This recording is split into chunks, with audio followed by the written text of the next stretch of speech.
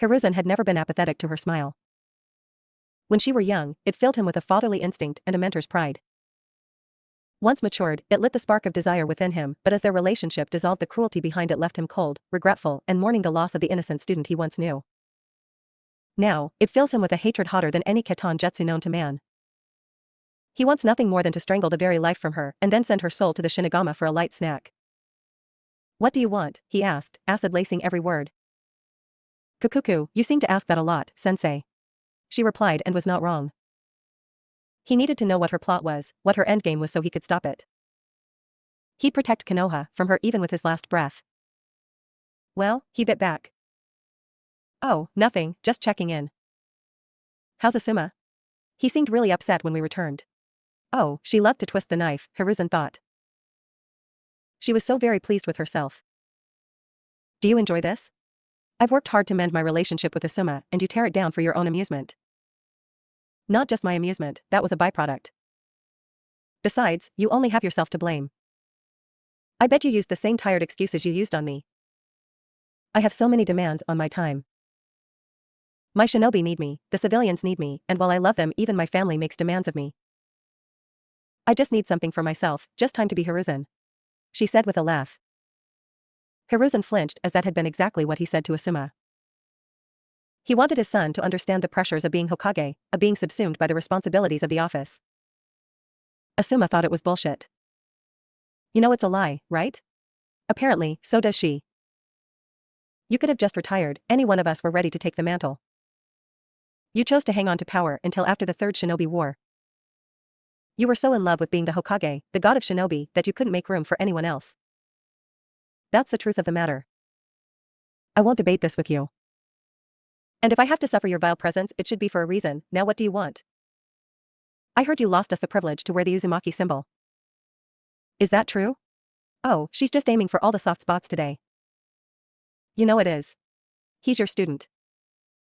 "Hi, but he went to sleep instantly upon his return, so we haven't had a chance to speak. Any ideas for a replacement? Maybe you could make it a contest, village-wide. To emphasize my blunder even more?" "Yes. Now, you're getting it," she said with genuine enthusiasm.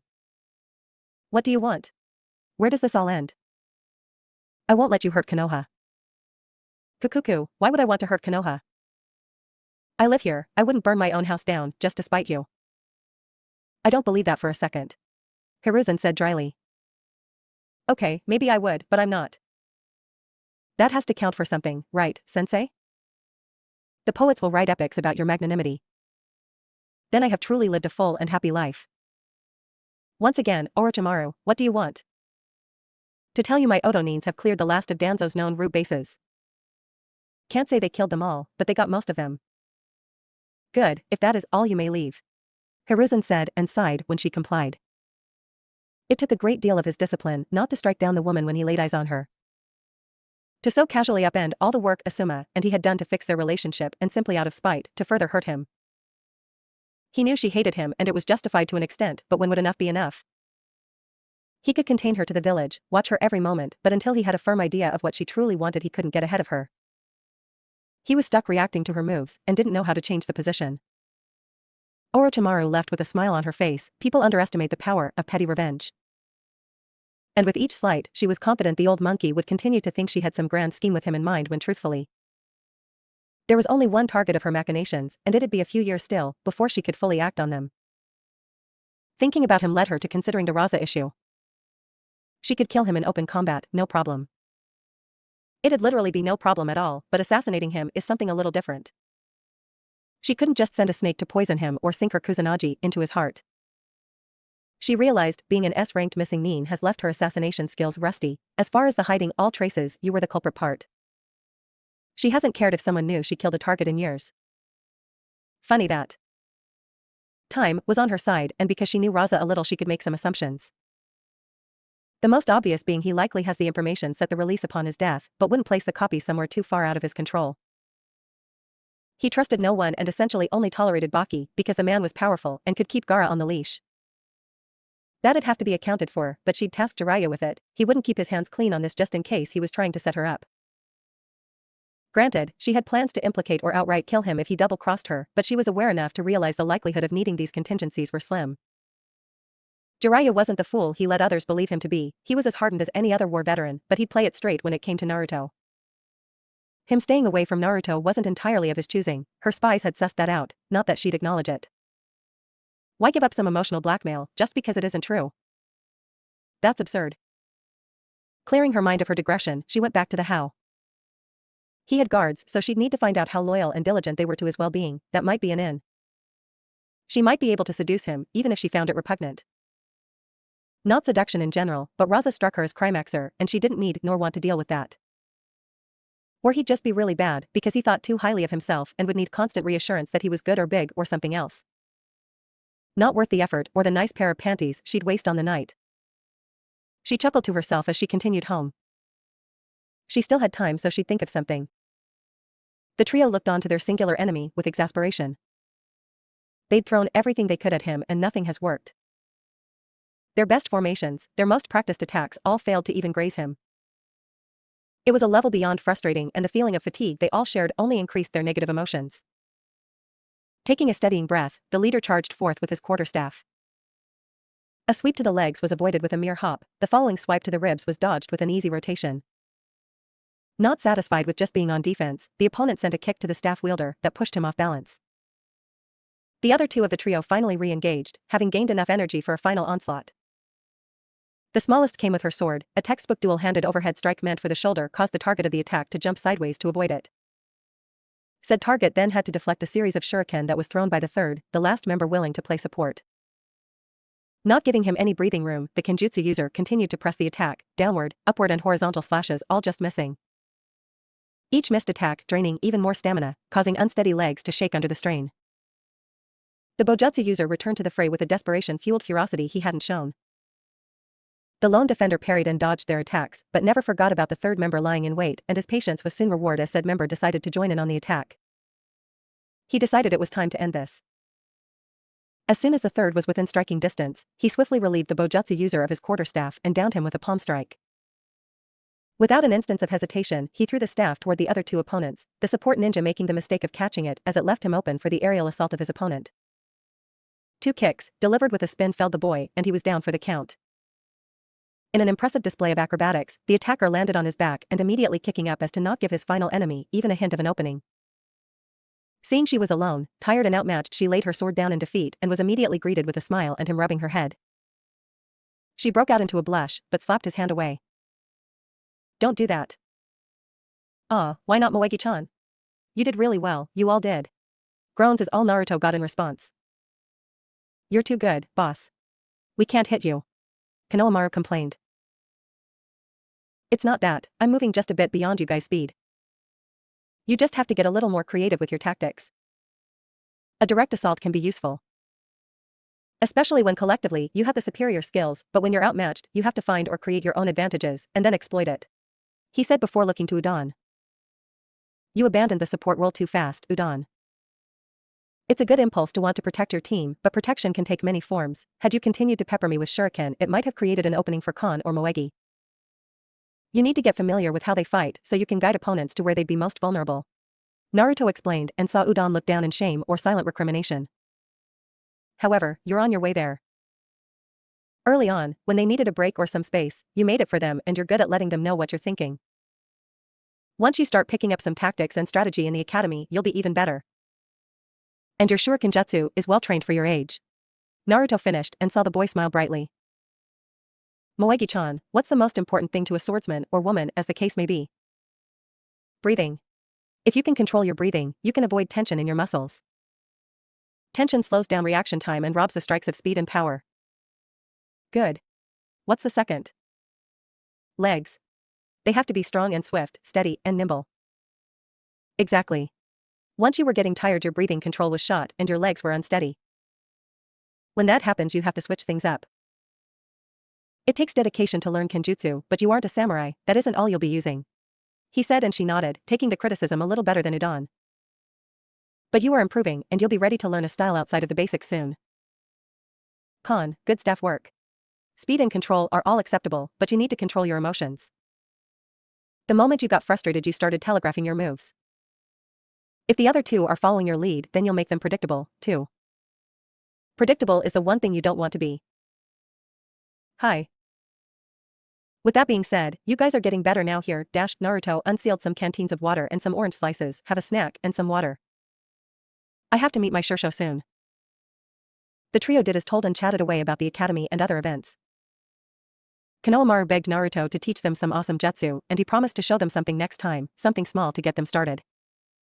He started to depart when he saw Ebisu arrive. He gave the man a nod in acknowledgement and departed, glad he got to spend some time with the brats as he hadn't seen them in a while. Uzumaki-san was right in his review.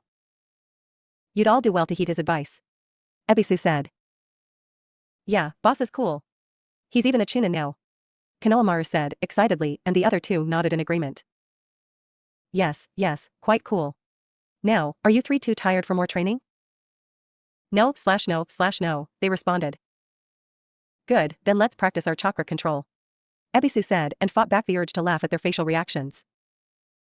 I know for a fact that Uzumaki-san practices his chakra control constantly, and it's one of the reasons he's considered an up-and-coming ninjutsu specialist. The better control you have, the more you can do with your chakra. Fine. Konohamaru huffed out in defeat. Good, grab some leaves. While training with the Khan and the gang is always fun, Naruto had to get to his training and his Shursho didn't appear to be holding back today. His various pained grunts would be a clear sign of that. The goal was teaching him how to handle opponents faster than him by increasing his reaction time and sharpening his awareness. Ugh. He was having mixed results. Get up, Naruto-kun, I barely tapped you. I think we both know that's not true. Naruto said, picking himself up off the ground. Kukuku, okay. But you're so durable. All my other training dummies break. I'm really feeling the love here, Shursho. Naruto replied, deadpan. That comes when you're older, I do have standards. Orochimaru shot back before going on the attack again. It was only the slimmest of margins that would allow him to avoid her strikes, a brief sound or the change in the wind. It wasn't a lot, and sometimes he was doing little more than guessing. He ducked and felt her leg brush the top of his head. He rolled forward, making her leg sweep useless. Not thinking, he performed a mule kick that connected with her arms, but it made her pause for a moment, long enough for Naruto to go on the attack. Using the surface walking technique, Naruto clung to her forearm and immediately twisted, bring his other leg up for another kick. She blocked it with ease and pulsed her chakra to dislodge her student. Naruto didn't let the loss of leverage deter him as he sent a punch to her face, but she evaded it without effort and tossed the red-haired Uzumaki away as she still had a hold of his leg. Naruto righted himself midair, but had to go into evasion mode again as she began to attack relentlessly. Even with his enhanced stamina, being forced to fight above his level drained Naruto, and he was getting slower but not sloppy. His time with the Panthers, teaching him how to hold himself even when fatigued. It didn't stop him from getting picked apart as she potshot Naruto until he hit the ground, breathing heavily. Okay, that's enough of that. Good, I don't think there was anywhere left on my body for you to hit me. Better I do it than an enemy, Naruto-kun. Besides, you are improving. As expected, she said with a glint in her eyes. Why? Please don't make me say it. We had a deal, and from my understanding Naruto Uzumaki doesn't go back on his word. Why couldn't my Nindo be I'd eat as much ramen as I can? Stupid me. Stop stalling. Fine. I'm improving because you, Shursho-sama, are the world's greatest kunoichi/genius and the best of the Sannin. See, that wasn't so hard. Now, how is everything else coming along? You having your clones train with the Kiri swords? 2 of them. Samahata still won't accept me yet, and I'm not going to be a meal for a sword. And the Kubichi. Kubikiri. Zabuza's sword is all wrong for my frame. Even the name is a mouthful. Kubikiri Bocho. Would you look at that, guess I can handle a mouthful. Kukuku, future reference. Orochimaru said with a wink, causing Naruto to blush slightly at her innuendo. I'd recommend coming to an accord with Samahata, it's too useful not to. Now, how about your ninjutsu? Anything new? Maybe a few developments. I wanted to have something definitive before I came to you. So, you know how we've been making plans for any pair of the Akatsuki that I may run into. Yes, you seemed confident you had workable plans for Kakuzu and Haiden, but thought Sasori and Deidara would give you and your team problems. Yeah. I may have the Sasori part figured out even if he's a nightmare for Kurenai-sensei, Shino, and Shika. But Deidara was the hardest for me to plan for, given he's a long-distance threat and his natural counter is my worst element. Naruto said and saw her nod. Making a long-distance right jutsu is difficult and inefficient. That's the general consensus. Are you about to show me something different? She asked in excitement. Yep. Watch, Naruto said before performing a lightning style. Lightning beast running jutsu and saw the standard looking right ton peter out at 10 meters. Orochimaru didn't look confused nor disappointed as she knew her student wouldn't waste her time, so she waited patiently for Naruto to continue his demonstration. Naruto then ran through the same hand signs and performed the jutsu again, except this time the beast was red and didn't give out until it was 25 meters away. Red lightning? I wonder if it's similar to Kumo's black lightning. I don't know. From my understanding, the black lightning is more powerful than standard right ton techniques. The red lightning isn't really more powerful, but it can travel further distances, and something else. What? In response, Naruto threw 4 kunai that were 15 meters apart and then performed another red lightning jutsu, aimed at the center kunai. To Orochimaru's surprise, the jutsu split off and hit the other kunai once it made contact. I called that my chained lightning jutsu. Whereas a normal lightning technique is easy to avoid if you're not the intended target, the red lightning seeks other conductors. Best thing? Chakra sources fall into that category. Lost a lot of clones to that one. Could it be made to hone in on a specific target? If I were more of a sensor? Possibly. Not having much luck with Karanchan's technique, she inquired. No, there's a block. I feel like I'm right there, but until it's resolved, I won't make much progress with it. Keep at it, you'll figure something out, but even now you continue to impress me. I'd suggest developing a focused piercing attack to go along with your wide area effect one. Orochimaru said after a moment of contemplation. I'll dedicate some clones to it, sure show. Good, good. Any other new developments? Some rough ideas. Once I get something more solid, I'll let you know. Excellent. Now, you've rested enough, so unseal your sword so we can get your kenjutsu practice in. Awesome. Let's get wild, sure show. Naruto exclaimed after unsealing his katana. Oh, Naruto-kun, so eager to penetrate me. Don't say things like that, Tebeo. Naruto yelled, fighting a full blush. Kabuto was annoyed he had to stop his work to answer the door. He knew his mistress would not interrupt her training session with the Uzumaki, and with everyone else gone, it left it to him. He'd grumble if it weren't wholly beneath him. The Nara that was on the other side of the door didn't surprise him, and he escorted him toward the Uzumaki. However, when he heard a feminine giggle from the training grounds, he lost his footing. The white snake didn't giggle. She laughed in such a way to state her superiority, the predator taunting the prey. She laughed and it sent shivers down one's spine as you awaited the lethal strike or had a sense of foreboding as she knew something you didn't. She laughed and shit got done. She does not giggle. And yet he knows what he heard, and it was just one of the many distressing things about their time here. Or really, since her fascination with the Uzumaki became something more. They haven't tortured anyone together in 2 months. When they were killing routine, she didn't even try to break them mentally. Just stab, stab, stab, stab. No artistry or anything. She hasn't even forcibly experimented on someone in a while. She was becoming something different, and Kabuto didn't like that. He needed his mistress back. The Nara and the Uzumaki left, but Kabuto was focused on Orochimaru as she stared at him, which was always unnerving but double so for someone that knew what she were truly capable of. Whatever has been bothering you lately, you need to deal with it, Kabuto-kun, she said simply, and he only nodded. She was right, he simply needed to deal with his problem. Itachi took his leave when Naruto made plans to go to the annual Inoshikacho picnic. He was due for a shift change, but had to report to the Sandaime before he could call it a day. The Sandaime suspects Orochimaru is up to something and plans to turn Naruto against the village. It's an understandable fear, but Itachi has yet to see any attempt to do so. Suggestive comments signaling a willingness to blur the lines between master and student? Yes. And Itachi really didn't know if the Sandaime would actually prefer that to the alternative. As he arrived in the Hokage's office, he kneeled and awaited instruction. Report, the Hokage ordered his most loyal ANBU. Nothing to report today, Hokage-sama. She has stuck to the same training regimen as when she began his instruction. How is he progressing? Well, Hokage-sama.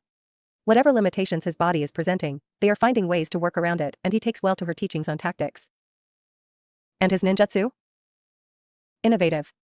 He seems to demonstrate something new with frightening regularity. He may surpass the Nidaime as Konoha's greatest jutsu creator. A high bar, this I know from experience.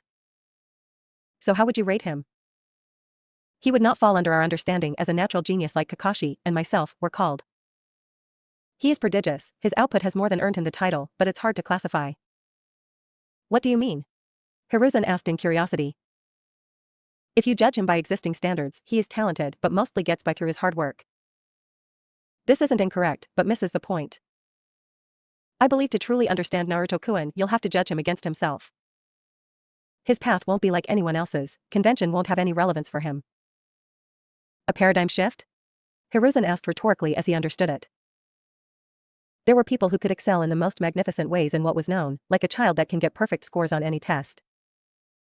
But there were those, the select few whom thought so differently that they simply weren't meant to be understood by existing criteria. They broke the mold. Someone like that could be hard to train, as finding out how to reach them would tax a sensei that desired to utilize the tried and true. It hurt Hiruzen to think this, but Naruto's neglect might have been the best thing for him. Because there was no one to tell him he was wrong or wasting time, Naruto's development could chart a course none had attempted before. He didn't know what was possible or impossible, and his natural Uzumaki stubbornness would ensure the boy wouldn't deem something impossible until he was satisfied it was so. His stunningly large chakra capacity, ever increasing according to the village's censor corp, meant Naruto could do things at a much younger age than almost any before him. Throw in shadow clones, and the boy's potential was bordering on infinite. Only hindered by time and imagination, it was a scary prospect. No way I could pry a specific jutsu out of you. Sorry, Hokage-sama, but it falls under clan jutsu until Naruto teaches another. No hints? I'm sorry, Hokage-sama. That's fine, Weasel. Is there anything else for you to report? He asked and saw Itachi shake his head no. So, nothing that would give me pause? The Hokage asked. Nothing that is outwardly sinister, Hokage-sama. What do you mean by that, Itachi? We've accepted she is interested in Naruto and potentially grooming him for something. The only question was what? I believe she may be shaping him into her ideal paramour. Itachi answered dryly and saw the disturbance in the Sandaime's face. A what? He said in disbelief. Paramour. Her future lover, Hokage-sama. I know what a paramour is, child. Hiruzen said, dismissively. His mind now elsewhere as he wondered what his vile student had planned. Did she want a repeat of past events, a long-term seduction of Naruto only to wound him so severely he too turns toward the darkness? Minato's son labeled a traitor and using all of his skill and power to attack the leaf? That would be bad, beyond bad. But it would be a fitting revenge for two of the men that denied her the dream of being Hokage. To twist the hidden prince of the village so much, he becomes its greatest enemy. He had to get her away from him, that had always been clear. There were but so many ways to do that. With the upcoming assault on AIM, maybe he could arrange for her not to survive, but if that failed he'd damn himself. Or if she were prepared and left word to Naruto he'd believe her without question. Once again, she was so far ahead of him, the game was half over before he realized he was playing. He wanted to admonish himself and his diminishing prowess, but needed to focus. She could not be allowed to break Naruto. The boy was meant for great things. He has the drive to become something special. Hiruzen knew that a lot of Naruto's loss of love for Konoha was because of him, the one person he trusted. He always assumed he could make the boy understand without being truthful, with kind words and ambiguous statements. That wasn't the case, and he'd never mend the relationship, he had to accept that. But he did love and value Naruto, even if past actions would argue otherwise. He couldn't allow him to turn toward the darkness, her darkness. That he helped cultivate.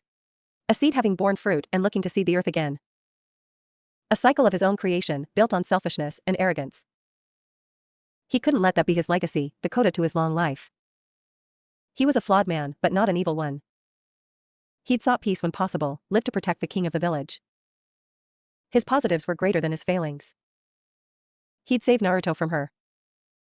Thank you, Weasel, you are dismissed. The ANBU wasted no time departing. Hiruzen then spoke to the ANBU still in his office. Please retrieve Enko Madarashi, he ordered. He didn't like what he was about to do. Nor that he'd be playing on Enko's hatred, but if he could get another woman to turn Naruto's head before Orochimaru could ever sink her fangs into him, then her plan would be for naught. Naruto would only hate him more for the manipulation, but it was for the best. The boy didn't understand how truly evil she was. Ino was being troublesome. Almost everyone was today. He didn't care for this annual get-together, a celebration of the long-standing alliance between the three clans. It was too much, too many people, too much interaction. As the heir, it was expected of him, but it was a mind-numbing waste of time, and yet he had little to no choice. He accepted it, but couldn't people try to not be annoying? And what was with the sudden interest in his teammate anyway? Stop ignoring me, Shika. Don't call me Shika, troublesome blonde. You let Naruto call you Shika. And that would be between him and I. Fine, be that way.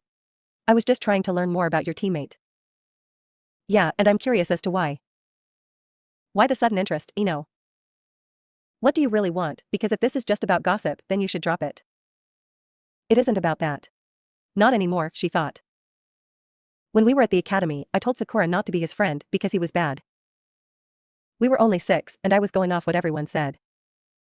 I didn't know if it was true, but I thought I was doing the right thing. Why would I care about this? Because he does.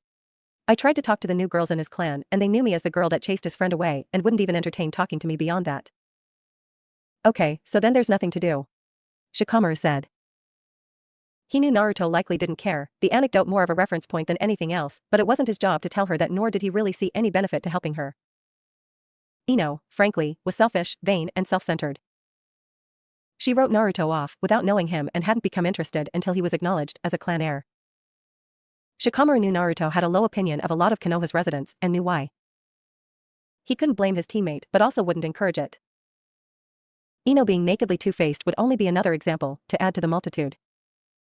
But I want to apologize, to start over. Shikamaru sighed. He had to be direct, Ino wouldn't get subtle nor would she be led to a conclusion. It had to be blatant. Why? You didn't care when we formed our teams, you believed he was a loser, with practically no evidence. Even when I told you that was wrong you didn't believe me. But now that he's a clan heir and shown some skills you want to make up? Just leave him alone, Ino. There will be plenty of people here. No reason to bother someone you wanted nothing to do with up to 5 minutes ago. So, that's it? I can't change? Can't try to make things right? No, because you haven't changed. Which is fine, no one cares, but don't make this out to be something it isn't. That's just too troublesome. Wow, way to be a friend, Shikamaru. Ino said in a huff. We're friends? Shikamaru asked, surprised Ino thought they were. Of course we are, we've known each other since forever. That doesn't make us friends. This is such a drag. Fine, then, Shikamaru. Since I'm so horrible I won't bother you, happy? Ino responded, hands on her hips. Not really. Asshole. You'll get over it. Ino wanted to respond but saw two figures approaching Shikamaru and her, his teammates. Shino was dressed like the stereotypical Aburame, large jacket, black pants, and shades.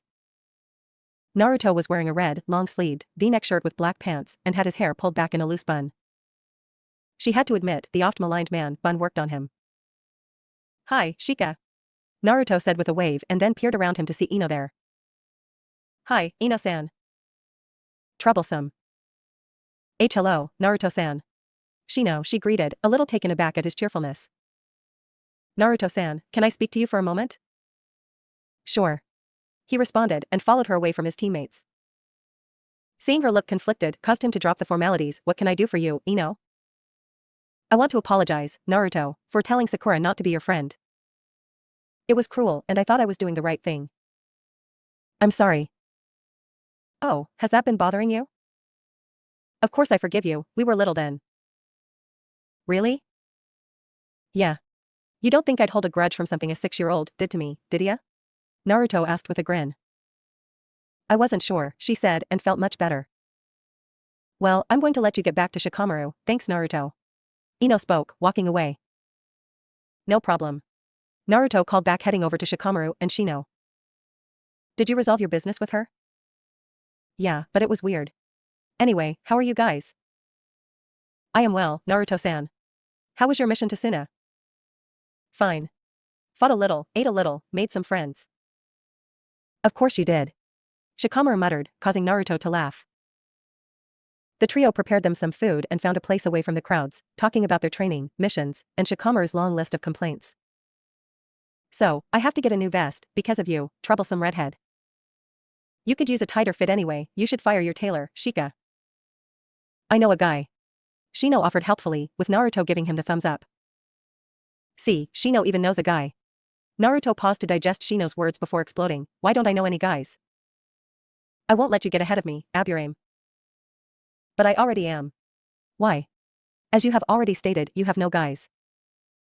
I have plenty, and therefore will win. Are we really talking about this? Is this really happening? I must request you be silent, Shikamaru-san, as Naruto-san is on the cusp of admitting his defeat. I admit nothing. Just you wait, I'll have guys, and they will be of a superior quality than your guys. This argument is stupid. You both have to realize this. Shikamaru said and saw that neither of them were paying attention. Hey, you troublesome teammates, don't ignore me. You both always get into these weird competitions that don't matter. He started it / it was started by him, they both said. Anyone else would form a sweat drop, but even Shikamaru's sweat thought it was too troublesome. Can we get back to the topic at hand? No, Shikamaru-san, we cannot. Not until Naruto-san once again acknowledges his defeat. You cheated last time, Tibeo. And the time before that? The challenge was ambiguous. Naruto said, animatedly, hair flying in all directions. Troublesome, you submitted the challenge. How could you confuse yourself?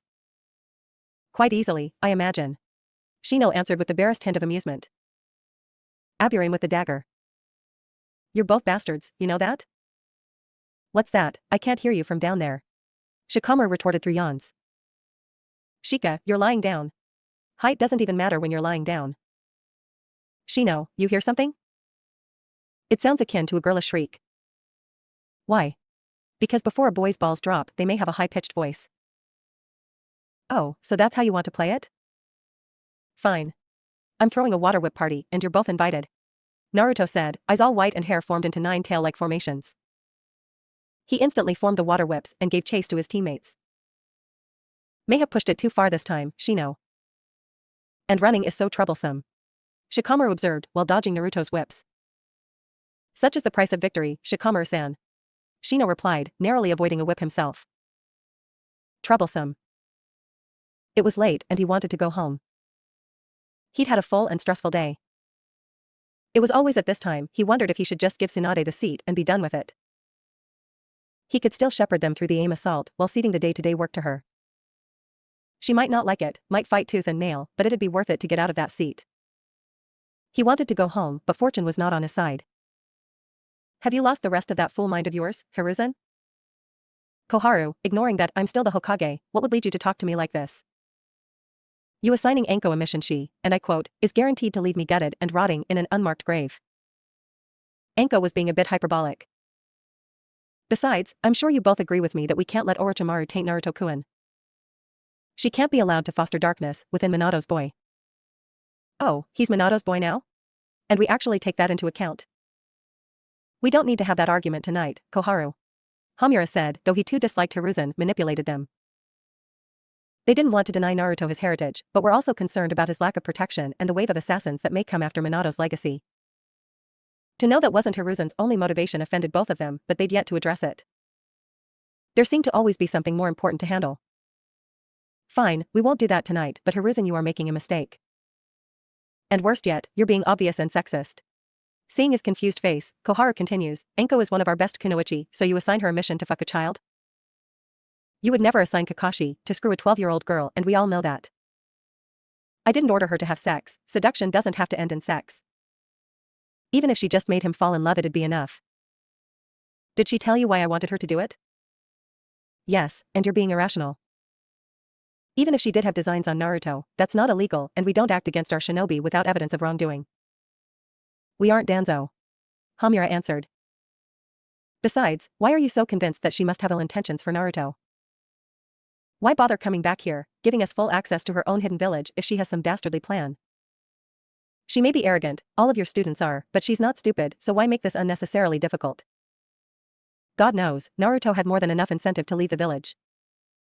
She wouldn't have had to try hard to induce him to do so. Because it would be her ultimate revenge against Minato, and is just the sick kind of poetic she likes. Hiruzen defended but saw Koharu wasn't convinced, but Hamura understood the man's words. Koharu took notice of Hamura's expression and realized she was out of the loop. What aren't you telling me? Hiruzen breathed in deeply before releasing it with a sigh. For a brief period, Orochimaru and I were having an affair. I sent her to Danzo as a means of ending it. As an attempt to save my marriage and a way of dealing with the guilt of coercing her into getting an abortion. Hiruzen didn't have to wait long for the slap that greeted his confession. So, you're one of them? I thought better of you, Hiruzen. I thought you had more integrity and discipline than that. I'm sorry I disappointed you, but nothing can change what happened and it can't be used as a reason to turn a blind eye to her actions. No, but it does add context. I watched that girl grow up, her and Tsunade both. While not a direct sensei, I was proud to have helped in molding them into the stellar kunoichi they became. It hurt me just as much as you when she turned bad. It never made complete sense. She had darkness, she could be sadistic, but she always had control. Always. And then out of nowhere she becomes a monster? It never added up, until now. She, and in turn, the village paid for your wandering dick, Hiruzen. Yes, it has, and I want to rectify that. Don't you see why I need to limit her influence, all of her influence on him? I see an old man overreacting. Or do you just not like Naruto potentially getting something that was once yours? I'm not that crass, Koharu. This isn't about some lingering possessiveness. Maybe not, but we don't see the wisdom in assigning Anko this mission. If you had more evidence or even a better argument, but her just being blindly spiteful won't do. And as one of the daimyo's stipulations, you know we can overrule you if we both agree. We do, Hiruzen, this mission is cancelled. Hamura voiced. You're both making a mistake. Only time will tell, but Hiruzen, did you ever stop to consider that maybe Naruto could be a good influence on her? Maybe bring back the loyal kunoichi she used to be? Koharu asked. If he were older? Maybe, but he's still a child in many respects. And that child rallied a nation to fight for itself. He might surprise you, they both may if you give them a chance. She said as both advisors left, leaving the longest-serving Hokage to his own thoughts, but try as he may. He simply couldn't picture a version of this where Naruto didn't turn out for the worst. The two female Sannin sat in an ornate study. Bookshelves up to the ceiling, fine woodworking throughout the office, with jade accents. A well-designed and maintained office, fitting for one of the shinobi elders and former student of Tobarama Senju. I didn't think you could wake up this early. Orochimaru said. I don't want to be up this early. Tsunade responded. Besides, I haven't done anything so I have no idea as to why I'm even here. Maybe she wants an audience. Orochimaru pondered.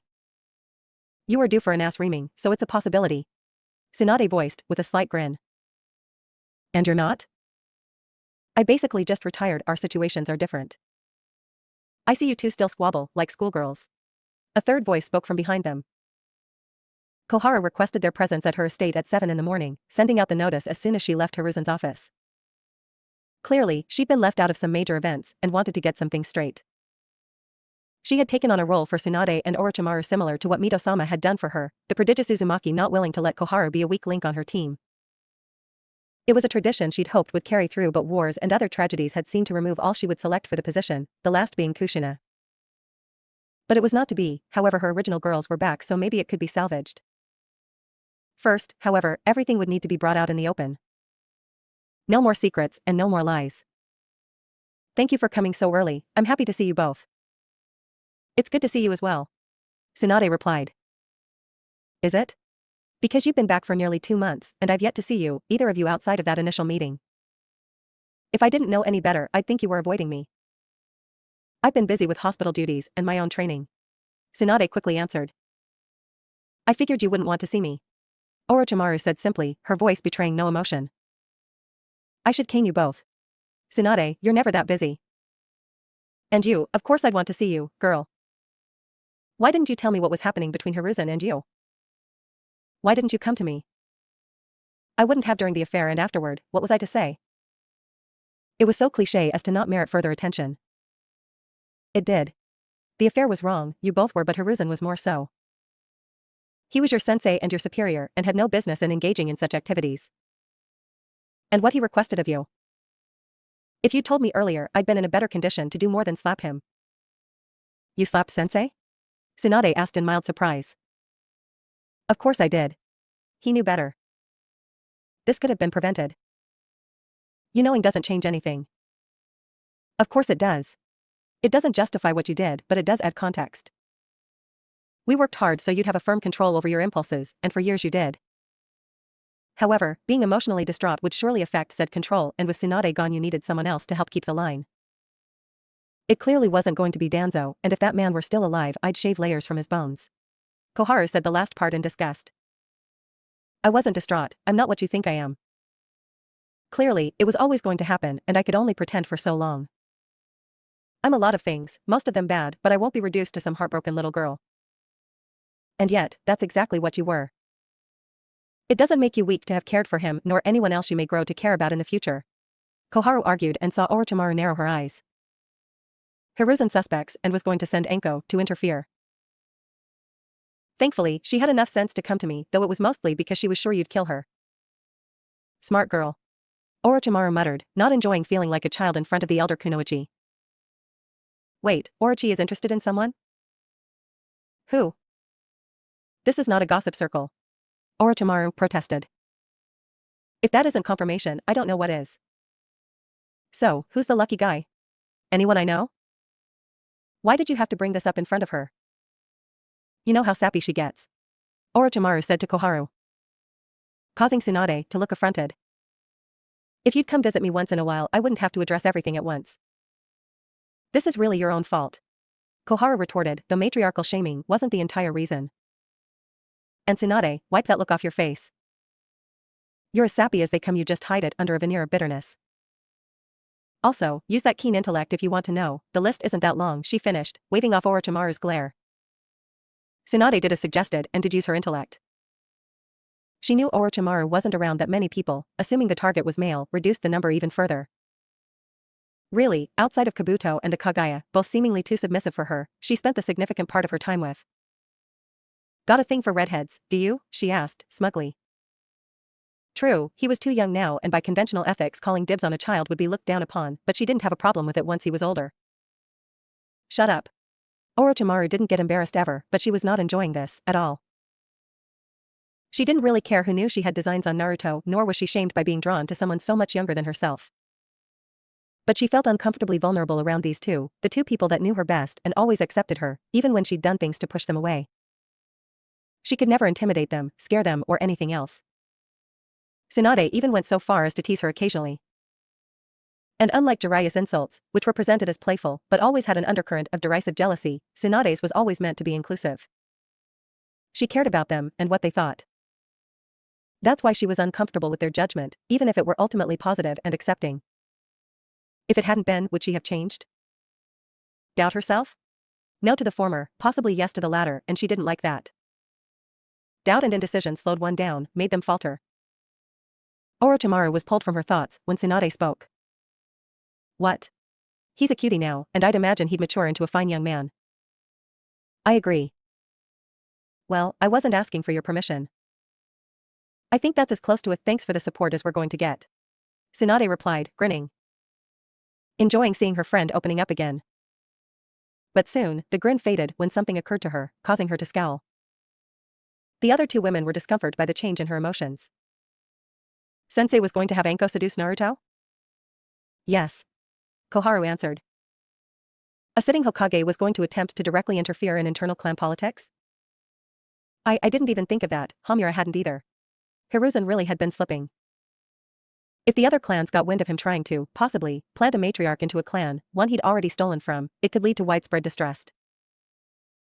It could be portrayed as Hiruzen attempting to gain further access to the Uzumaki funds by have a sympathetic party close to the clan head or even a long-term embezzlement scheme. If nothing else, it was tearing down the laws and customs that gave clans a degree of autonomy. Had this gone through and it was ever discovered Hiruzen would have been further disgraced.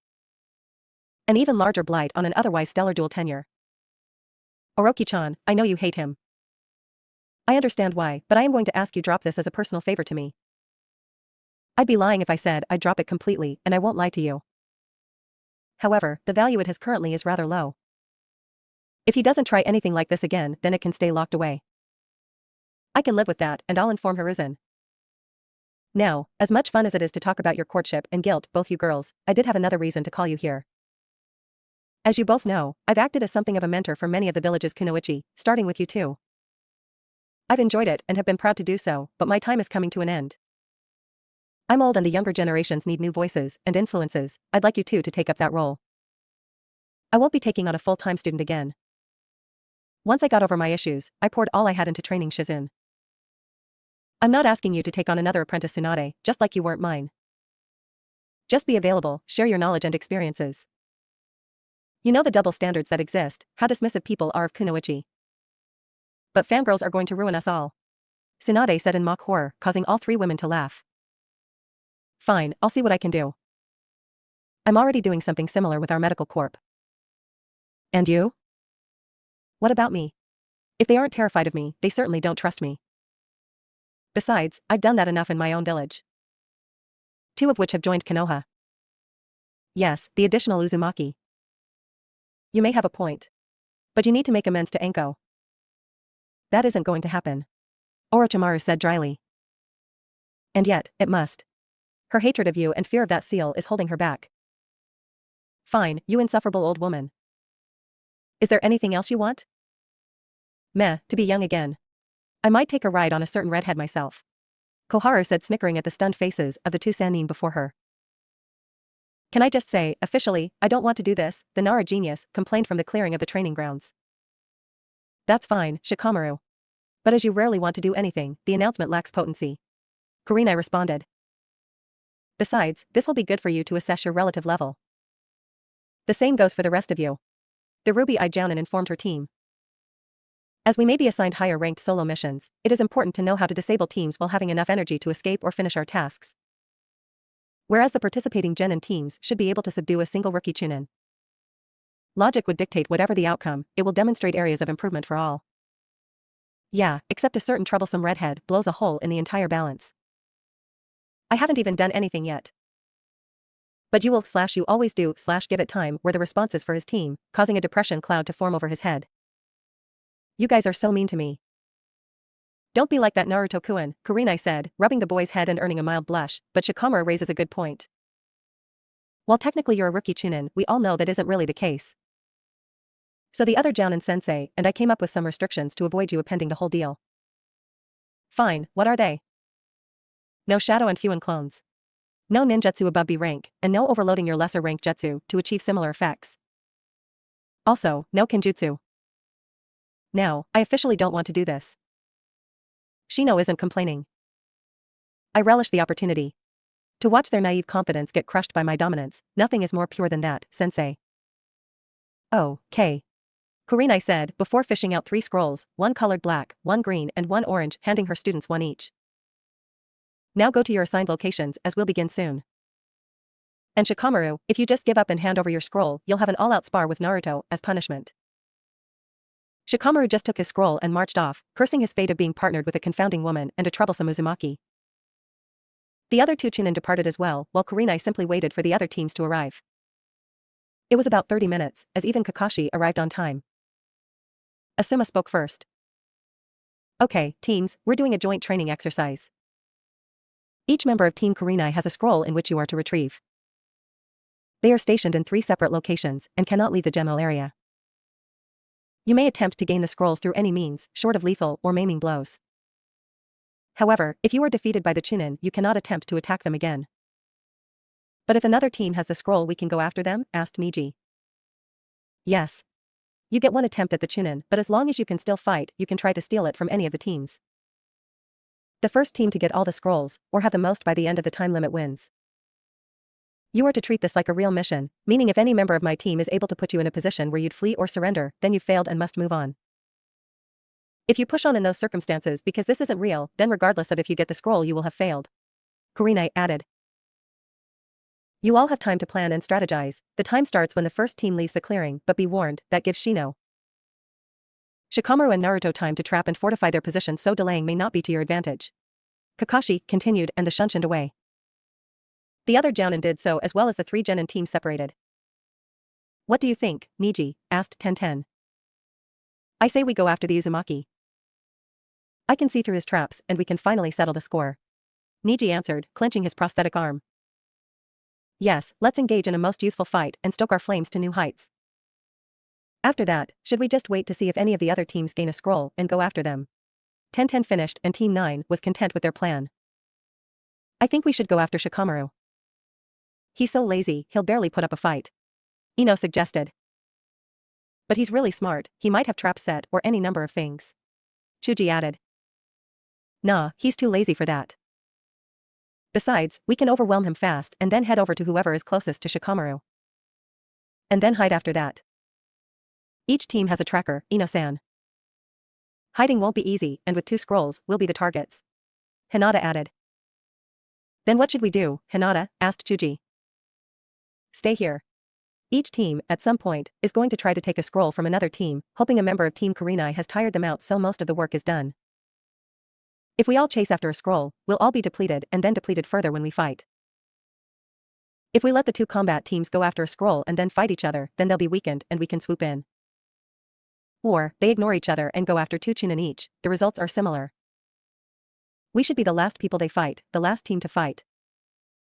So, just wait? That's your plan? Yes, Ino-san, that is my plan. I like it. Choji said. I say we target Shino. My Katan Jutsu are a natural enemy to his insects, and the Sharingan will allow me to see them. Kiba, you can track, and Sakura can be long-distance support if we need it. And after, assuming we beat Shino? Asked Kiba. We rest if need be, and then go after Naruto. I assume Team 9 is going after him first, for revenge. Assuming they have a drawn-out fight, it'll leave some weakened targets for us. We get the second scroll and then head to the clearing, playing defense with what we have. What if Team 9 is still fresh? They'll be hard to beat. Kiba added. It's a gamble, but with the Nara's Shadow Jutsu, there is a chance one of us would be captured, and if we lose. Team 9 was the first to take off, starting the timer on the exercise. Niji activated his Byakugan and ran toward the Uzumaki. He saw the chakra-infused Fuin Jutsu and guided his team through the traps set in the wooded area. He avoided the chakraless traps as well. Team 9 were progressing well until Tenten stepped on a patch of earth that sunk, setting off a kunai trap. The projectiles flew toward the team at a rapid pace, each taking to the trees to avoid them. This set off another set of pressure traps as not just kunai but a powdery substance was released as well. Niji managed to avoid the powder, but his teammates did not. However, neither Tenten nor Lee felt any differently, so they continued on, at a much slower pace. It frustrated them, having to take their time and check, thoroughly, for even the slightest inconsistency. The care in which they were having to move was wearing on their patience, especially Lee, as he preferred to charge ahead at obstacles. It only made his flames of youth burn hotter. After 15 minutes of entering the wood area, the team made it toward another clearing and saw Naruto waiting for them. Niji relayed that the Uzumaki hadn't moved since the exercise started, as if he were waiting to face them head-on. All of Team 9 liked that and took their positions for their attack formation. Tenten began by throwing a barrage of kunai at Naruto. He responded by performing a series of hand seals and performed the wind-style, wind wall jutsu, halting the kunai. Niji and Lee were already in motion, assuming Naruto would have to move, but even after the effects of the jutsu they continued on, prepared to attack. Naruto threw a right-hand charged kunai toward Niji, who dodged it easily, but the brief pause allowed Naruto time to perform another jutsu water style. Gummy Swamp Jutsu, one of Naruto's first usable, original jutsu. He spits out a large glob of sticky goo, creating a trap. Lee's momentum carried him right into the jutsu, ending his forward charge. Niji decided to continue onward, believing that between Tenten and he, the Hyuga was in the best position to mount an offensive. After her experience in the Chunin exams, Tenten was reluctant to face a futon user, not having created counters yet.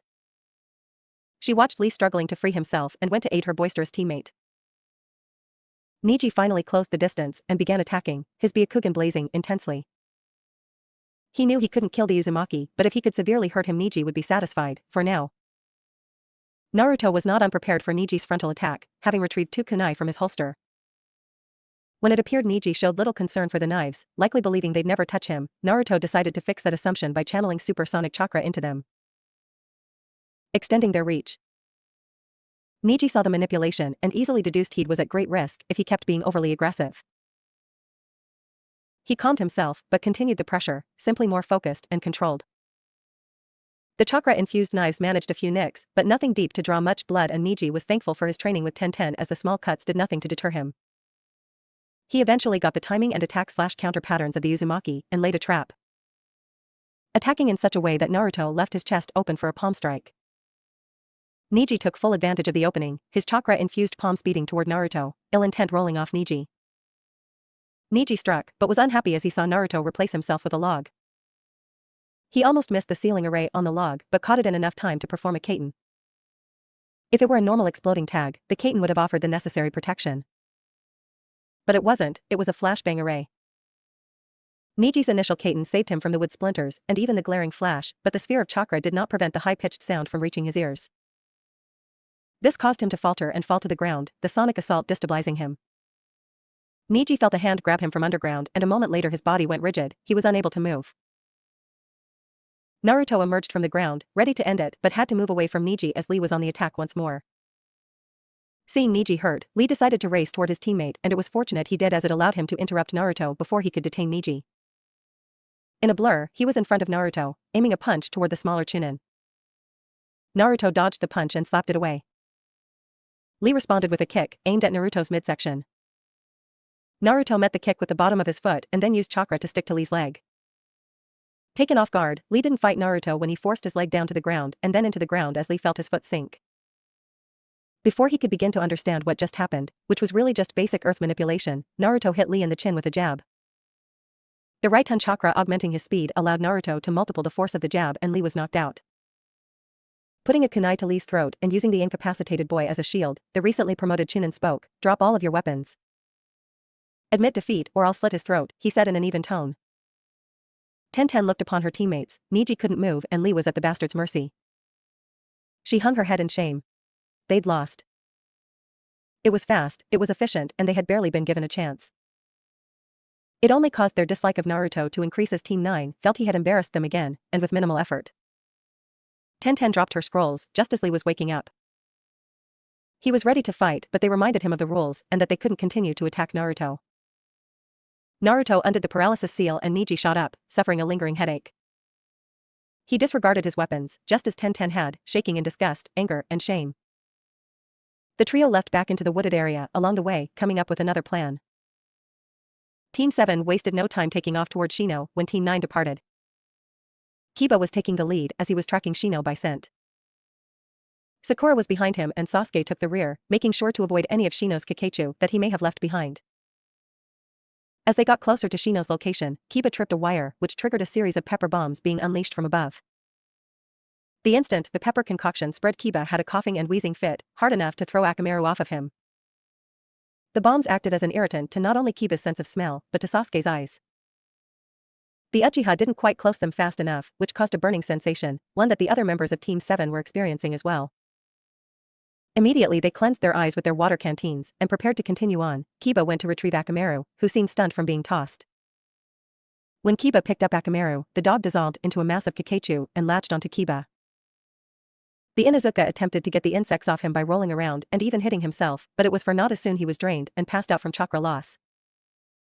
Sasuke heard a gasp and turned around to see Shino had Sakura, a sai pointed toward her midsection. With his Sharingan activated, he saw it was the real one, not a clone.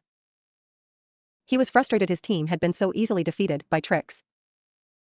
He didn't force Shino to make his ultimatum, throwing down his weapons, and saw the Aburame nod in approval. A insect clone brought a subdued Akamaru out from behind Sasuke and Shino left by a Shunshin. Sasuke picked up Kiba and Sakura carried Akamaru as Team 7 departed from the area, never realizing they had some extra passengers with them. Hinata watched both teams struggle and ultimately fail, each diminished in their scuffles. She realized this would be the perfect opportunity to neutralize her competition before going for the scrolls. She had the beginnings of a plan, but a crucial element depended on Ino. The Yamanaka had improved since the exams, but this wasn't an easy task. Change in plans, both teams failed to obtain a scroll and are weakened. I say we take out the teams, and then go after the scrolls ourselves. I'll take Uzumaki-kun while you both go after Shikamaru. Why Shikamaru? And why would you go after Naruto alone? Asked Ino. Because Shikamaru-kun likely can't hold both of you and given his general laziness, won't want an extended fight. Shino-kun is prepared had an easier fight than Uzumaki-kun and will fight harder than Shikamaru-kun. I'll go alone because my skills match up to his, and since he's already tired it'll be easy to defeat him. Hinata lied, believably. What's the plan? Asked Choji. Team 7 and 9 are on their way back. Shino-kun has hidden some of his Kakechu on Team 7, likely to attack Team 9, though I have no idea how he'll direct them. When they do, I'll neutralize Team 9 while Ino will neutralize Sasuke-san with her jutsu. Knock out Sakura, and then I'll do the same to Sasuke-san's body. Sounds like a good idea. Ino said with a smile, and Choji agreed. Hinata waited for the two teams to get closer before giving them the signal, but once she did, the team moved silently until Hinata signaled they should stop. Team 10 watched the other teams watch each other warily, but the respective leaders deduced neither managed to retrieve a scroll. The question was, who would go where next? If they were both going to the Nara, they'd have a fight on their hands anyway. If one team was going to wait while the other made a second attempt, they might as well try to take the other team out. Team 7 was a person down, and with Lee having been recently knocked out, he wasn't at full capacity, but Team 9 had a distinct advantage. The stare down was intense, as Sasuke and Miji thought about what to do, but each seemed to conclude a negotiation was needed as both approached each other. Hinata activated her Byakugan to see what was being said amongst the two. She was not surprised when Sasuke agreed to allow Niji and company to go after the Nara in exchange for holding hostilities. Hinata smiled when the Kakachu, unnoticed by either, slowly attached themselves to Niji. He felt the drain immediately and assumed it was the work of Sasuke. Hinata wasted no time and launched two poison Senbon from her wrists, each one hitting Ten and Lee. Since the paralytic was fast-acting, both were down in seconds. Niji attempted to attack Sasuke, but the constant drain of his chakra slowed him down, and Sasuke easily slipped the finger jab, choosing to create some distance, but even he started to feel drained. It was happening faster than he could understand. His vision was starting to darken, consciousness fading fast. The last thing he saw was Niji hitting the ground before he followed suit. Hinata, taking full advantage of her fortunate circumstance, fired another Senbon at Sakura, hitting the distracted girl and knocking her out. What the hell, Hinata, that was not the plan. Ino yelled, indignantly. Somehow, Shino-kun planted his Kakachu on Sasuke-san and set them up to attack Niji and Sasuke-san both.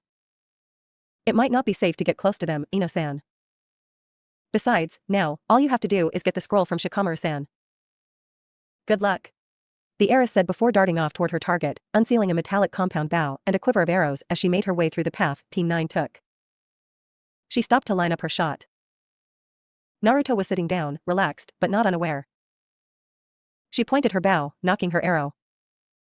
She held her breath for a moment and released it slowly just as she released the projectile. It tore through the sky, weaving carefully between the trees, headed toward her intended target. At the last moment he rolled out of the way and the arrow struck a tree behind him. Hinata was already on the move and released 3 more arrows. He created an earth wall to intercept them.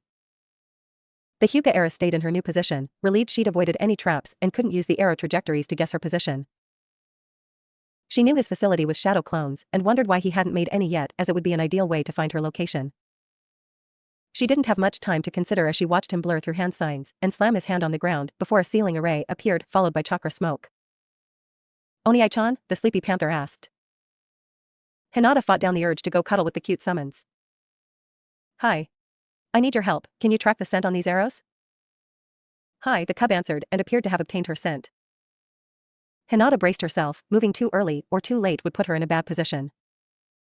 What she was not prepared for was for the panther to merge with a shadow and disappear from her sight. Without delay, she decided movement was needed and narrowly avoided the swipe of a panther claw because of it. The panther cub was less cute now.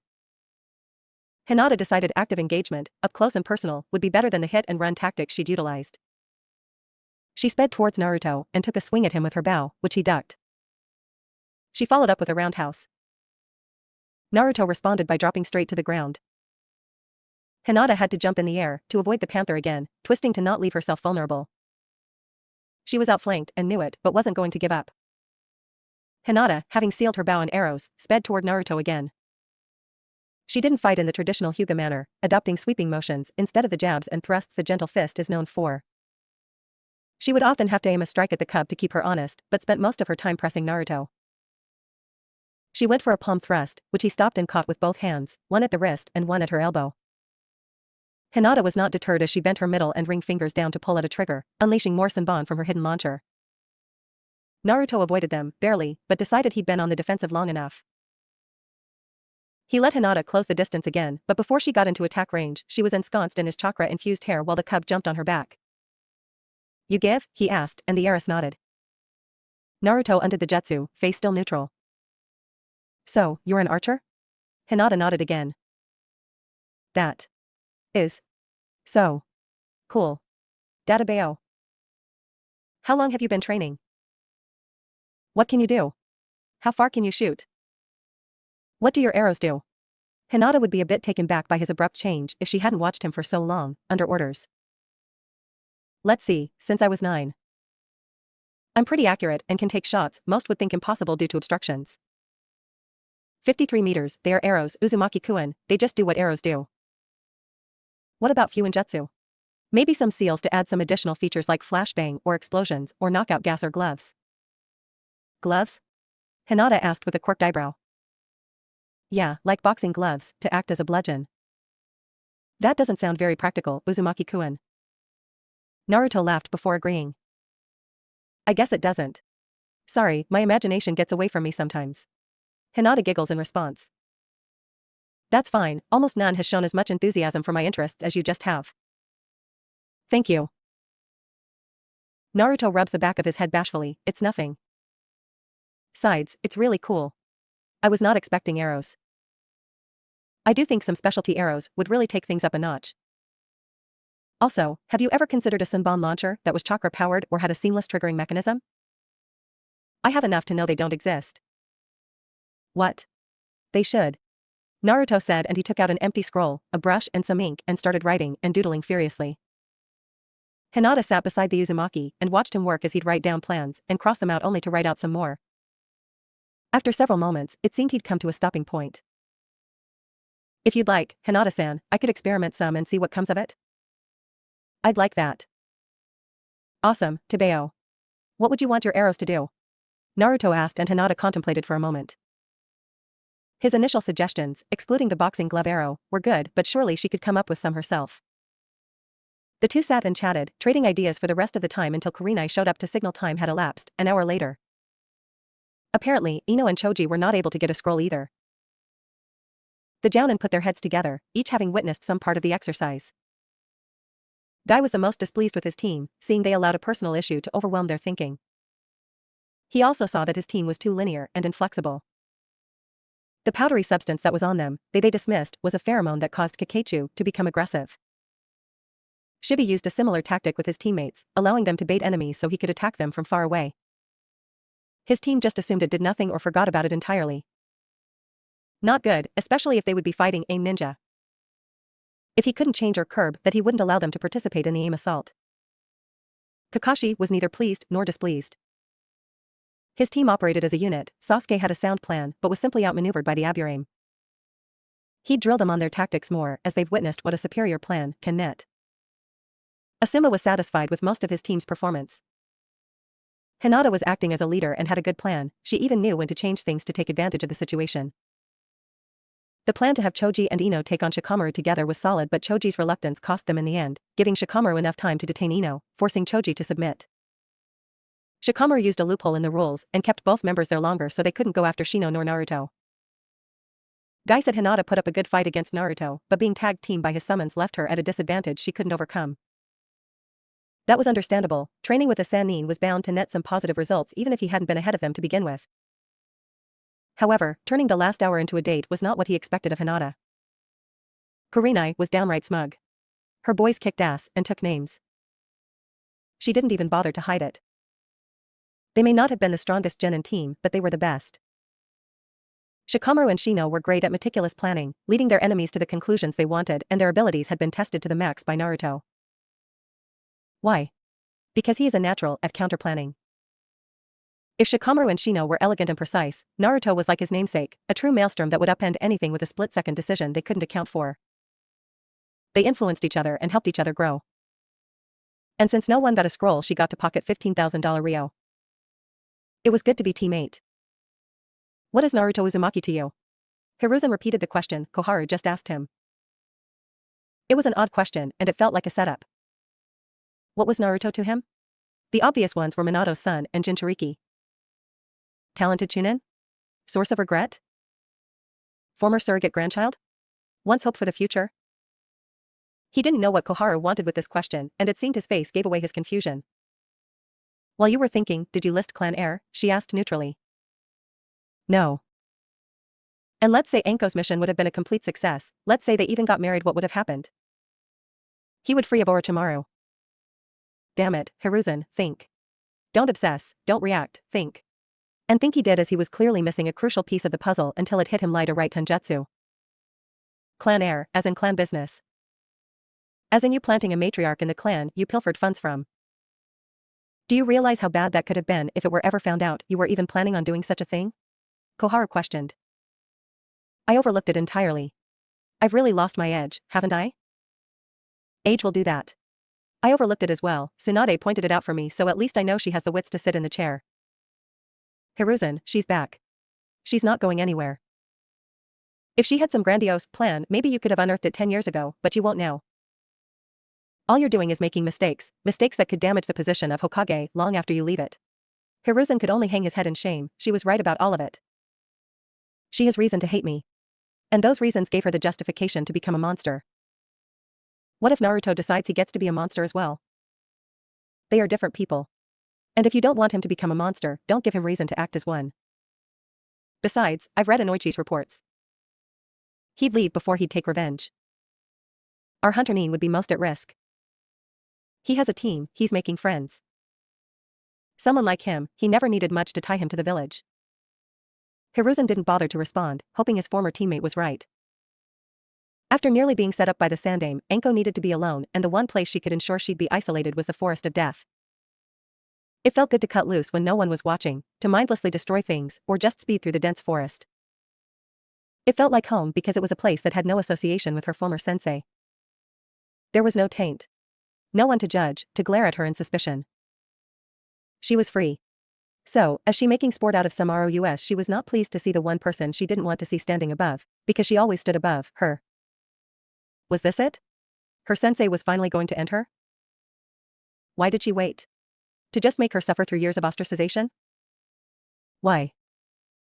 Stop asking yourself so many questions when you don't have enough information to build any conclusions. You're just making yourself anxious and tense. If I were here to attack you, and I'm not, you've already given me an advantage. What do you want?